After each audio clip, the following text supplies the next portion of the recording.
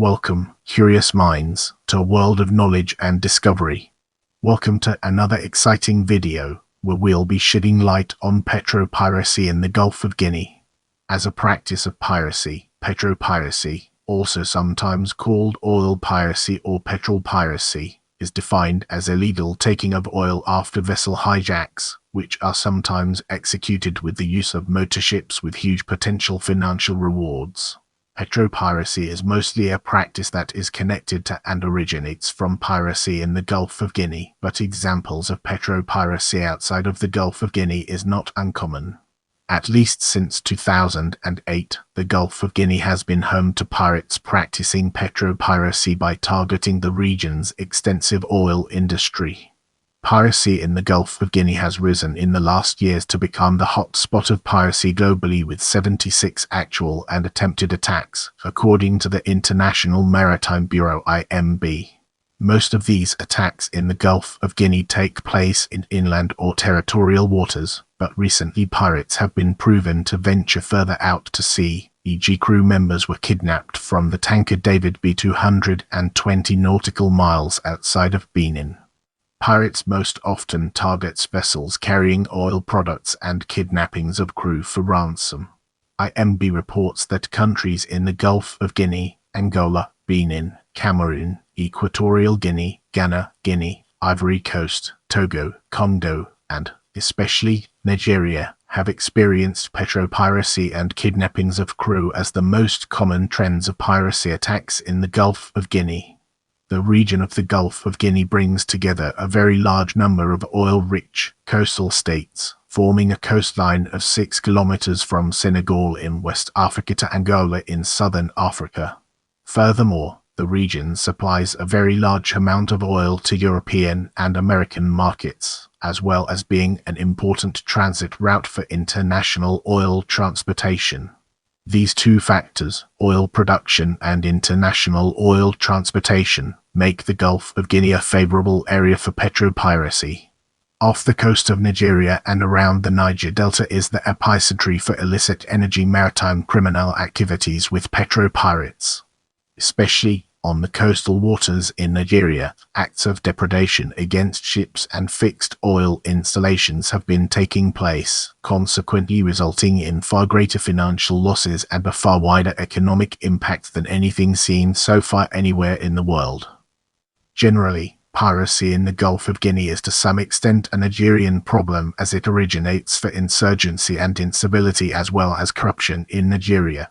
Moving ahead, let's uncover the hidden gems within definition and discover their significance. The practice of petro-piracy can be defined as illegal taking of oil after vessel hijacks, which are sometimes executed with the use of motorships and speedboats. Petro-pirates are hijacking vessels and then selling its content of oil to gain financial rewards, but also, recently, kidnapping crews for ransom. Petro-piracy can be seen as a seaborne extension of the politics of insurgency on land, especially from the Niger Delta, with social unrest, poverty, and violence. In recent years, the practice of kidnappings for ransom has been an associated concept in the act of petro-piracy, becoming the dominating act of violence against crews at vessels. Central to the practice of petro-piracy are taking oil illegally, the use of motorships and speedboats, selling of oil for economic rewards, and kidnapping of crews for ransom. The practice of petro-piracy is certainly related to, although different from, the individual concepts of oil theft, oil bunkering, and, as mentioned, kidnappings. Though the definitional element of illegal taking of oil encompasses oil theft to the extent that it happens at sea or on territorial and internal waters. In terms of being conceptualist as petro-piracy, the practice must live up to what is defined as piracy: illegal acts of violence, detention, or depredation for private ends against any shipcraft, aircraft, or against anyone or property. Though, as such, the concept of piracy is contested in terms of defining where the practice of piracy is committed. In the United Nations Convention on the Law of the Sea (UNCLOS), the United Nations UN defines piracy as only emerging at the seas and not in territorial nor internal waters. This narrow definition excludes much of the petro-piracy incidents in Gulf of Guinea, as many emerges on territorial waters. The International Maritime Organization (IMO) expands the definition of piracy to include what is termed armed robbery, being any illegal act of violence or detention or any act of depredation or threat thereof on internal water, territorial waters, and on archipelagic waters. Even though this difference bears practical differences of legal jurisdiction, a broader definition of piracy, encompassing both piracy at the high seas and armed robbery at internal, territorial, and archipelagic waters, is generally accepted in the literature. As such, petro-piracy can be placed within the broader definition of piracy, encompassing both piracy at the seas and armed robbery.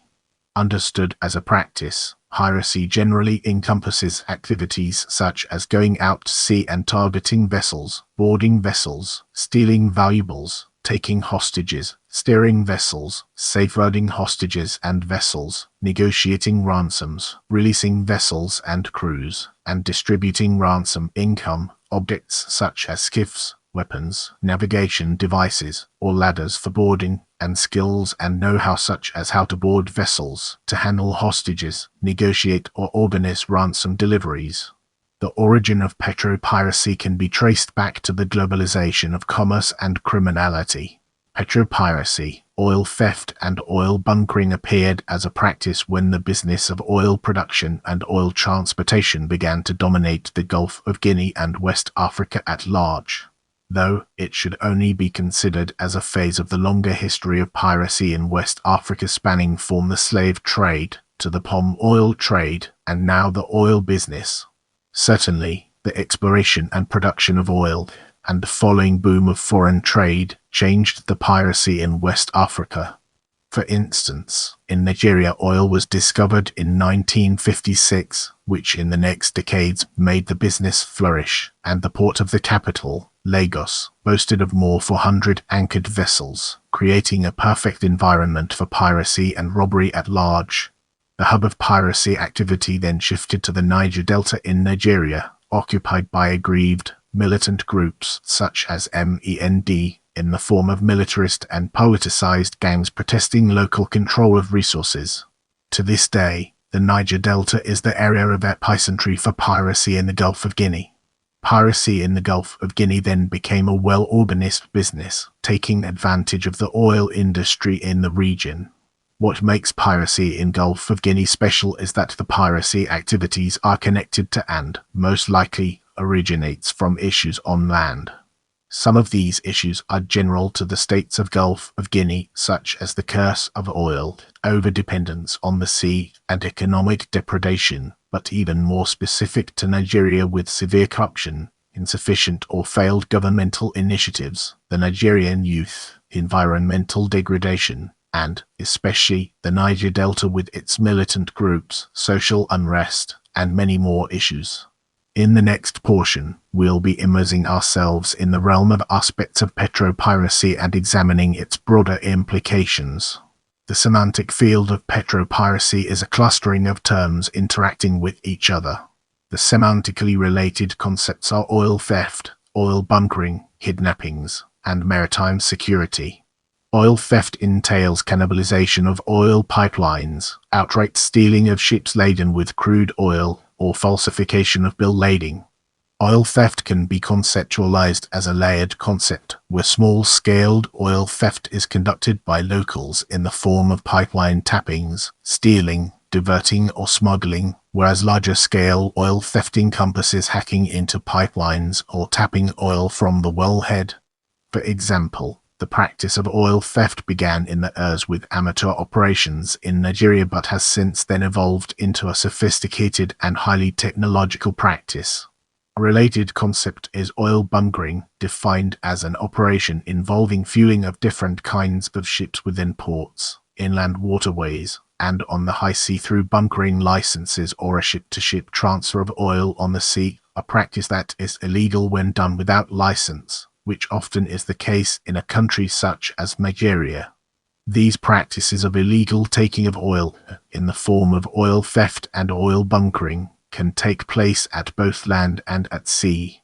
Both concepts, oil theft and oil bunkering, involve an aftermath of transportation of the stolen oil, a storage and refining stage, and, at last, distribution.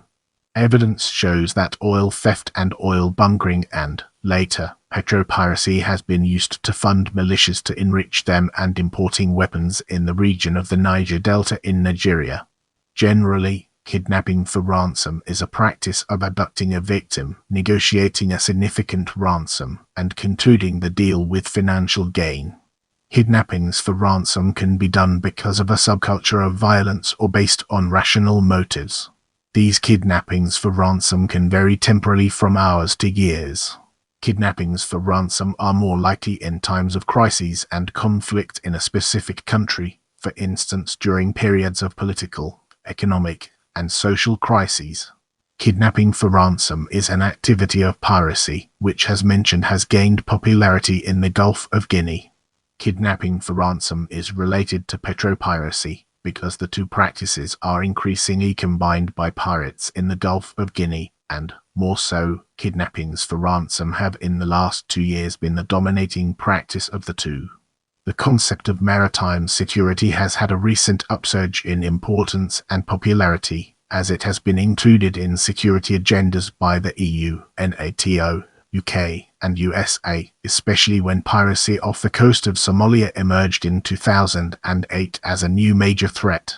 To be sure, the concept of maritime security is an essentially contested concept, or what Cornwall calls a buzzword, meaning a concept with vagueness that can embrace a multitude of possible meanings.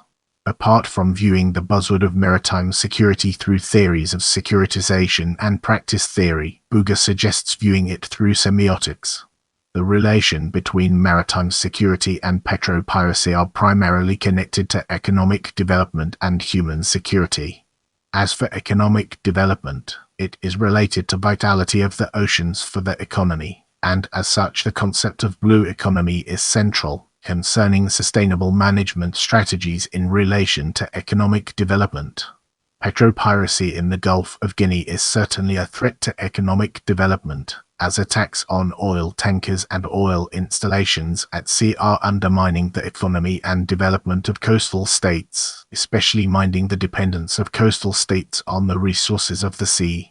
As for human security, which is interrelated to economic development through resilience and food security of coastal populations, it is understood as an alternative concept to national security and focuses on the needs of people rather than nations.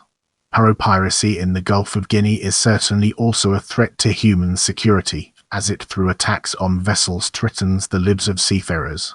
When viewing petro-piracy as an issue that begins on land, it indirectly becomes a threat to human security through economic deprivation, environmental degradation and climate change, corruption, and youth unemployment.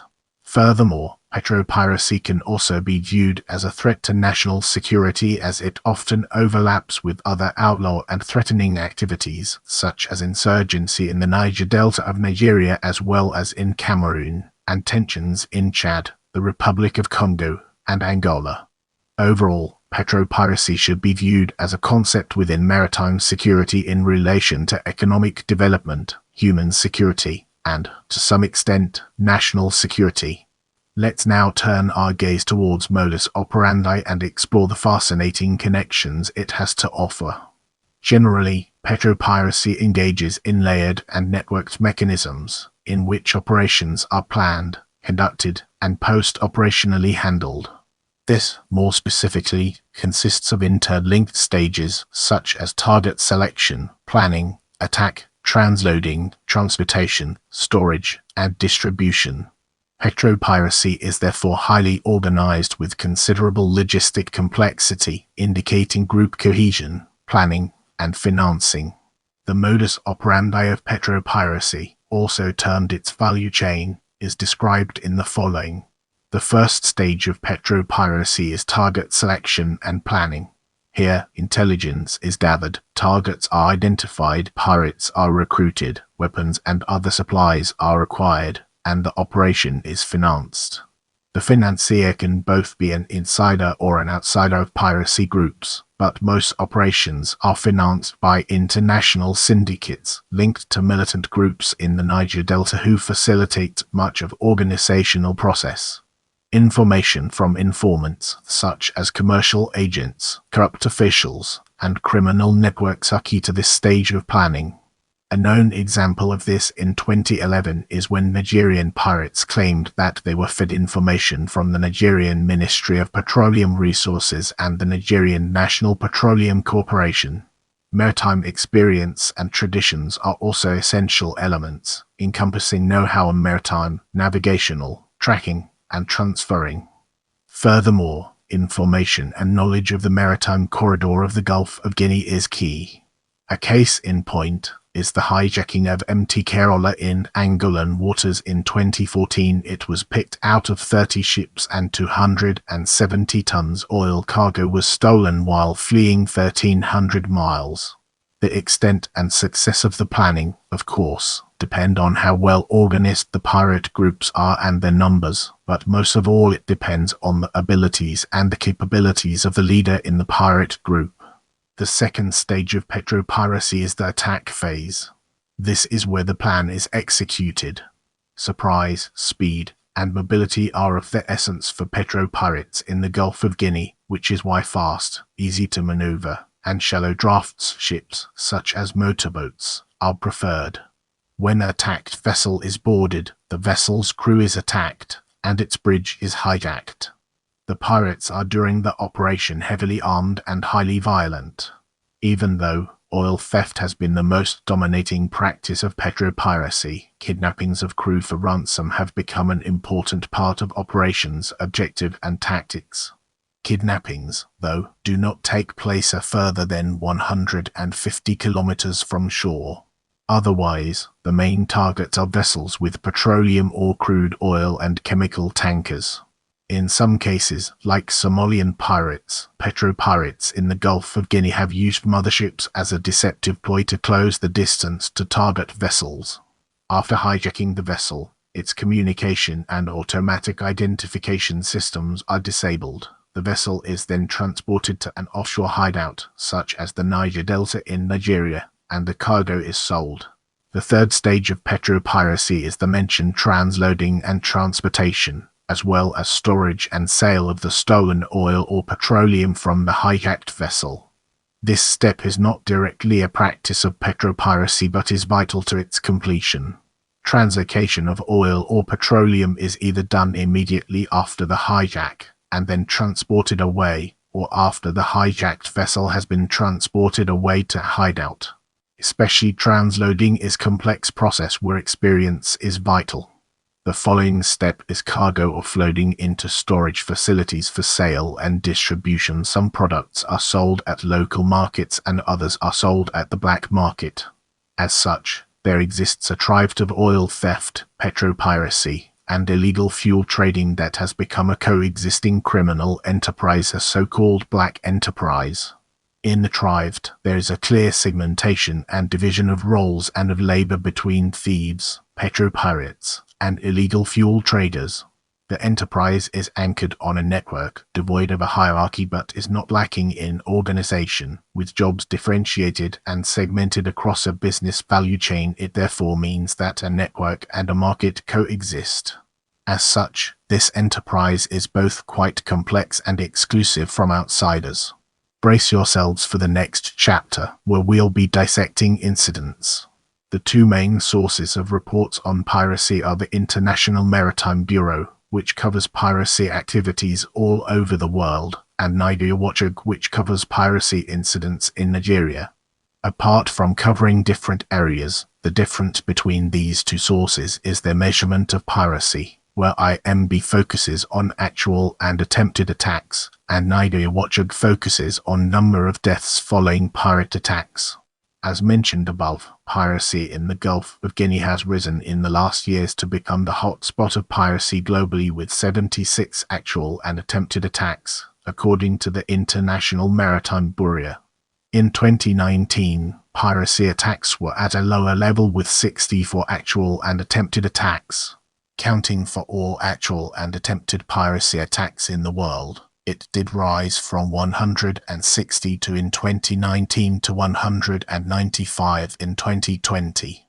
In total, Africa is the region with most actual and attempted attacks of 88, whereas Asia with 62 and the Americas with 30 are the regions with second and third most actual and attempted attacks in 2020.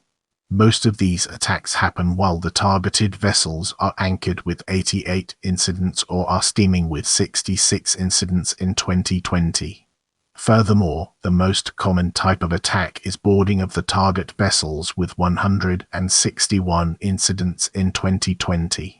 The most common type of violence against the crew of the target vessels is kidnapping for ransom with 135 incidents in 2020, while hostage-taking is second with 34 incidents. Here Nigeria is, yet again, the hotspot with 62 kidnappings in 2020. Interestingly, bulk carriers and chemical product tankers are the most frequently type of vessels attacked with 51 and 53 incidents. IMB reports that countries in the Gulf of Guinea, Angola, Benin, Cameroon, Equatorial Guinea, Ghana, Guinea, Ivory Coast, Togo, Congo, and, especially, Nigeria, have experienced oil petroleum theft and kidnappings of crew, which also are the most common trends of piracy attacks. Interestingly, this shows three trends. 1. Gulf of Guinea is the hot spot of piracy globally. 2. Vessels carrying oil or petroleum are most often targeted. 3. Boarding is the most common tactic. And 3. Kidnappings are the most common type of violence against crew. There have been several examples of petro-piracy in the Gulf of Guinea. The first reported attack of petro-pirates began in the Urs and early Urs in Nigeria, Lagos, where it was reported that up to 12 vessels carrying oil were attacked every day. One of the earliest petro-piracy attacks was the hijacking of the vessel Lindinga Ivory, where the master and 14 crew members were killed. Though, in 1984 piracy incidents decreased, most likely due to falling oil prices. As the unrest in the Niger Delta rose, the petro-piracy activities increased, where multiple ambiguous attacks on Nigerian oil platforms took place, e.g. in 2008 when MEND attacked the floating oil production platform 100 km from shore. Furthermore, in 2008, petro-pirates attacked the vessel MT Meredith carrying 4,000 tons of diesel fuel. In 2012, MT Anukit Emerald was hijacked. Its oil cargo was transferred to a chartered vessel, MT Grace, by pirates and was then sailed away to a location in Nigeria. In that same period, the vessel MT Orpheus was boarded and hijacked at Anchorage, sailed from Cote d'Ivoire to Nigeria while transloading 3,000 tons of gasoline. In 2014, the oil tanker MT Kerala was hijacked and its oil cargo was stolen. In 2016, the oil vessel Bourbon Liberty was attacked by pirates, who abducted crew member and looted the oil cargo. In early 2021, a Nigerian pirate group, believed to be responsible for at least 5 piracy attacks, on February 6 attacked and boarded the product tanker Sea Phantom, but fled due to incoming helicopters following Sea Phantom's distress calls. They then attacked and hijacked the fishing boat Lian Penju and kidnapped its crew, and further attempted to attack the oil tanker MT Seeking, the chemical tanker Maria E, and the LPG carrier Madrid Spirit. As we now know, kidnappings in Nigeria happened quite frequently, and seems to have become a more popular piracy strategy in the last year. On 23 January 2021, the container vessel, Mozart, was attacked by pirates in the Gulf of Guinea around Sotom and Principe, resulting in 1 crew member killed and 15 crew members kidnapped. On March 11, 2021, crew members were kidnapped from the tanker David B 220 nautical miles outside of Benin and later released. Even more recently, on May 19, 2021, 5 crew members were kidnapped from the fishing vessel Atlantic Princess by Nigerian pirates in the territory of Ghana. Without further ado, let's move on to the topic of community of practice. Following Buga, A community of practice amongst Somali pirates did encompass that they perform the practice of piracy together, as pirates got to collaborate and organize a collective enterprise. Hence, practices are social, as a collective share and perform practices together. In such a community of practice between pirates, a common, grand narrative is key, as it brings coherence, a sense of meaning to members, and provides a shared identity, e.g., like the Coast Guard narrative did for Somali pirates. The same notion of a community of practice for pirates in the Gulf of Guinea might be true, or at least between Nigerian pirates from the Niger Delta, the hot spot of piracy in the Gulf of Guinea. In the Niger Delta, militant and insurgent groups like Movement for the Emancipation of the Niger Delta and the Niger Delta Avengers have for decades been responsible for crimes such as oil theft and sea piracy in the form of petro-piracy and more recently also kidnappings for ransom. As the Niger Delta is poor and underdeveloped, rising discontent and social unrest are developing due to the feeling of missing out of profits of a corrupt oil production from the oil-rich area since the years. Enforced by cultism, these groups have depicted themselves as liberators of the Niger Delta by attempting to regain control of the oil resources of the region through the struggle for what they believed rightfully belongs to them. As we embark on the next leg of our journey, let's unpack the layers of root causes and examine its core elements. There are many different root causes and drivers for petro-piracy. First, corruption is a major root cause and driver of petro-piracy, as well as piracy for kidnappings, in the Gulf of Guinea. Following war, corruption is increasingly understood as a threat to stability and peace, weakening public trust in the state, and fueling the narratives of violent non-state actors. Corruption is linked to the region's immense amount of oil resources, making oil a resource curse where oil, through corruption, leads to poor development, economic depredation, and social unrest and conflicts due to anger and a feeling of injustice. As a result, this corruption means, for instance, that a very oil-rich area like the Niger Delta in Nigeria hasn't received the benefits from the heavy oil production, causing social unrest, criminal activities and militancy to rise, which consequently led to the appearance of the practice of petro-piracy, e.g. in 2008 when MEND from the Niger Delta attacked the floating oil production platform 100 km from shore in Nigeria. Therefore, corruption is a root cause for petro-piracy in the Gulf of Guinea. Adding to that, corruption makes it very difficult for a state to respond to piracy incidents, as it makes the military less effective. Nigeria and Cameroon rank 149 on Transparency International's Corruption Perception Index, whereas Congo and Guinea-Bissau 165, and Democratic Republic of Congo ranks 170. As some of the most corrupt countries in the world in 2020. Apart from corruption, the black enterprise of which petro-piracy is part of along with oil theft and illegal fuel trading is caused by ethno-communal ties, the geographical space of the Gulf of Guinea as a region, energy commodities, and a thriving black market for energy. First, ethnicity is a driver of the black enterprise, where criminal collaboration is facilitated by transnational ethnic communities, motivated by socio-cultural and historical antecedents, due to colonial geographical delineation of Africa resulting in artificial boundaries that grouped people of the same ethnical background on opposing geographical divide. An example of this is piracy activities along the Nigeria-Benin border with mixed nationals from the two countries in the pirate group. Second, the geographical space of the region, especially in the Niger Delta, facilitates the basis for the black enterprise, here in petro-piracy. The region's wetland, land, creeks, sea, oil, and different contestation are key.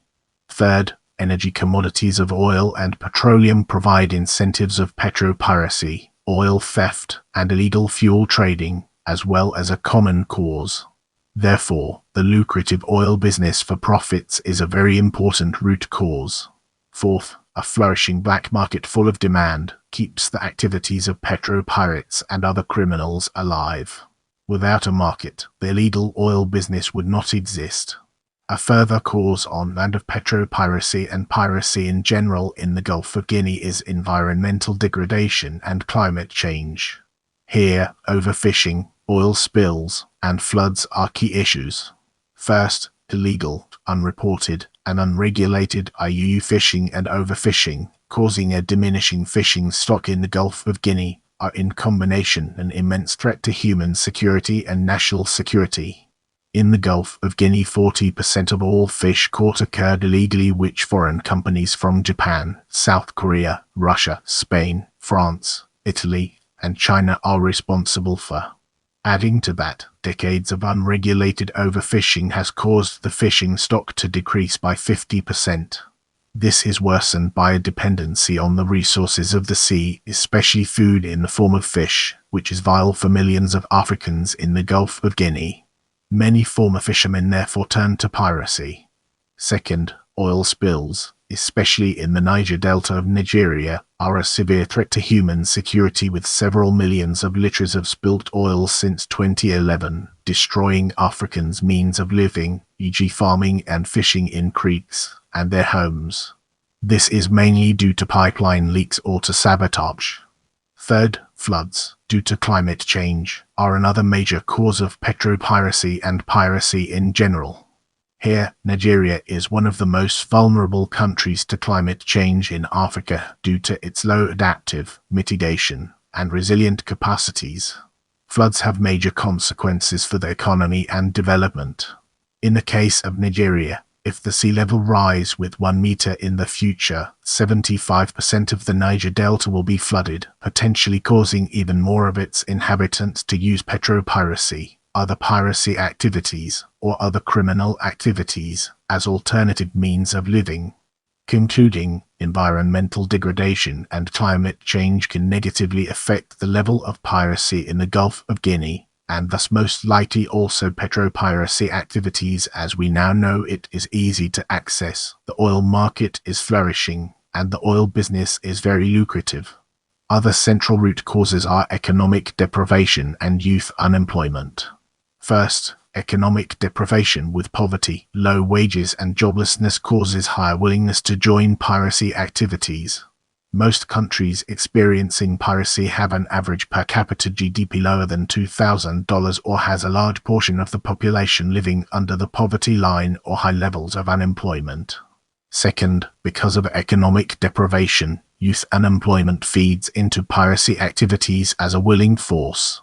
High unemployment or not, pirates in the Gulf of Guinea are mostly young men, and youth are a big part of militant groups, e.g. in the Niger Delta.